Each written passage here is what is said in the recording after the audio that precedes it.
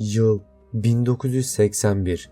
İlk kez vahşi bir geyikte görüldü ve o zamandan bu yana, yani 38 yıldır yayılmaya devam ediyor. Gündemi karıştıran ve oldukça hızlı bir şekilde yayılmaya devam eden zombi geyik salgınının perde arkasına bakacağız. İyi seyirler.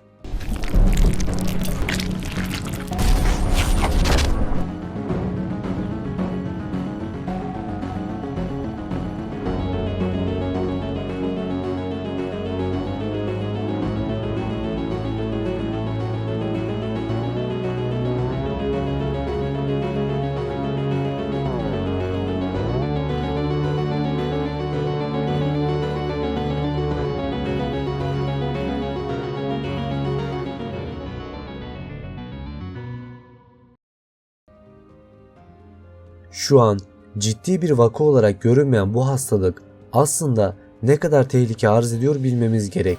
Çünkü oldukça yakın bir zamanda hayvanlarda çıkan bir hastalık olan deli dana hastalığının insanlara bulaşmayacağını düşünerek yaşamaya devam ettik. Ama sonra bunun ne kadar yanlış bir düşünce olduğunu anladık. Çünkü bu hastalığa sahip hayvanlar insanlara deli dana hastalığının bir türevi olan BSE bulaşmıştı. Açılımını sizlere okumayacağım. Kusura bakmayın ama zombi geyik hastalığı insanlara da yayılmaya başlarsa ne yapacağız? Veya önlemler nasıl alabiliriz? Bazıları Türkiye'de geyik yok diyebilir. Evet, Türkiye'de sadece belirli bir bölgesinde bulunan 5000 geyik vardır. Ama eğer bu türler arası bir geçişme olursa yayılması kaçınılmaz ve eğer insanlara bulaşırsa ölümler de kaçınılmaz olur. İlk öncelikle bu hastalığın ne yaptığını sizlere anlatmamız gerek. Şunu belirtelim ki öyle zombi deyince geyiklerin et yediğini falan zannetmeyin. Fakat bu hastalığa sahip geyikler gerçekten zombi gibi davranış gösterip büyük bir hızla zayıflayıp sonuçları ise ölüm oluyor. Peki bu hastalık tam olarak ne?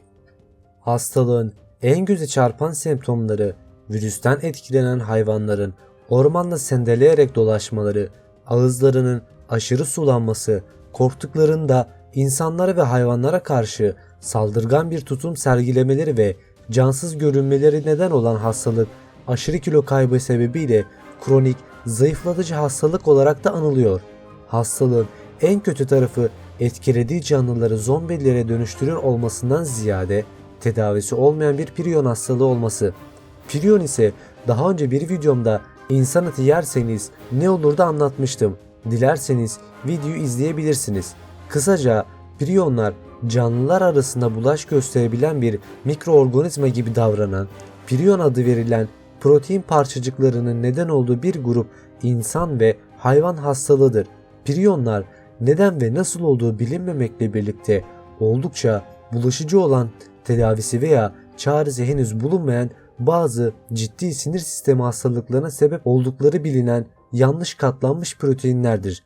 Teşhis edildikten sonra birkaç ay içerisinde kötüleşme gösteren bu hastalıklarda hasta kısa sürede konuşma ve hareket etme gibi kabiliyetlerini kaybediyor ve hastalık ölümle sonuçlanıyor. Maalesef modern tıbbın bu konuda hiçbir çözüm yok. Şu an için kronik zayıflatıcı hastalık şimdilik geyiklerle sınırlı görünüyor, fakat üniversite araştırmacıların hastalığın insanlara bulaşmasının önünü nasıl geçebileceği ile ilgili önlemler alınması konusunda yerel yetkililere uyarılarda bulundu.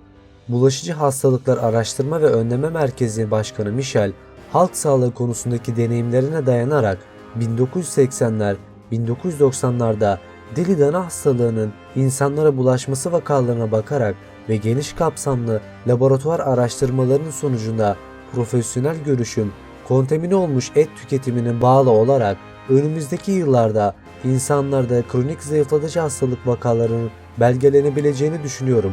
Bazı öncü basın kuruluşlarına göre ise insanlarda görülen bu vakaların sayısı oldukça önemli oranda. Uzmanlar uzun bir süre deli dana hastalığını olarak da bilinen ve diğer bir protein hastalığı olan BSE'nin insanlara bulaşma imkanı olmadığını düşünmüştü.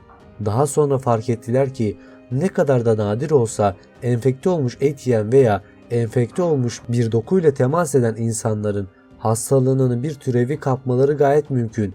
Michel, İngiliz inceleme heyetlerinde yer alan ve deli dana hastalığının insanlara da bulaşabileceğini öngören uzmanlardan biri.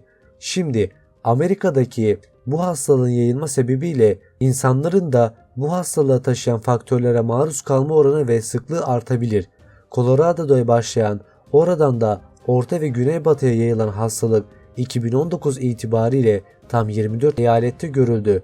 Bu bölgelerin çoğu yerel hayvan popülasyonuna bakıldığında düşük enfeksiyon oranlarına sahip olsa da ortaya çıkan bulaşıcı hastalıklar notlarında yer alan 2012 tarihli bir incelemeye göre bir türe yayıldığında diğer türler arasına da yayılma olasılığı artıyor.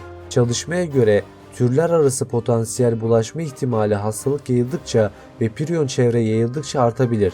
Bazı yetkililer aynı tür içerisinde veya türler arasında bu geçiş sürecine geçici bir baskı oluşturabileceğini ve bunun da priyonların daha önce geçilemez olan bariyerler üzerinden hareket etmesine yardımcı olabileceğini söylüyor. Hastalığın türler arası sınırları geçerek insanlara ulaşabileceği yönünde de kesin bir kanıt olmamakla birlikte WHO Dünya Sağlık Örgütü bunun bir gün gerçekleşebilme olasılığını göz önünde bulunduruyor. Kısacası bu hastalık geyikleri zombi değil, sadece zayıflatıp onları ölüme götürüyor. Buraya kadar izlediysen videoyu beğenmişsin demektir. Kanalıma abone olabilir, videoyu beğenebilir veya yorumlar ile fikirlerini belirtebilirsin. Bir sonraki videoda görüşmek üzere. Hoşça kalın.